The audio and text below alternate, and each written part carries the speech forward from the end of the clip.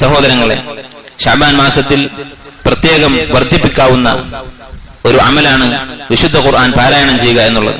സലഫുകൾ പറഞ്ഞതായി ആധാറുകളിൽ കാണാം. സലമത്ത് ഇബ്നു കുഹൈർ റഹിമഹുല്ലാഹ് പറഞ്ഞു, ഷഹ്റു ശഅബാൻ ഷഹ്റുൽ ഖുർആ, ശഅബാൻ മാസം ഖാരിഈങ്ങളുടെ മാസമാണ്, ഖുർആൻ ഓതുന്നവരുടെ മാസമാണ്. കാരണം റമദാൻ ഖുർആൻ ഇറങ്ങിയ മാസമാണ്. റമദാനിലേക്ക് ഒരുങ്ങാനുള്ള അവസരമാണ് ശഅബാൻ. വിശുദ്ധ ഖുർആൻ പാരായണം ചെയ്തുകൊണ്ട് റമദാനിന് വേണ്ടി നമ്മൾ ഒരുങ്ങുക. ഈ മാസത്തിൽ തന്നെ നമ്മൾ കുറെ ഖുർആൻ പാരായണം ചെയ്താൽ, ഒന്നോ രണ്ടോ തവണ ഖത്തം തീർത്താൽ നമുക്ക് റമദാനിൽ ഖിറാഅത്ത് എളുപ്പമാകും.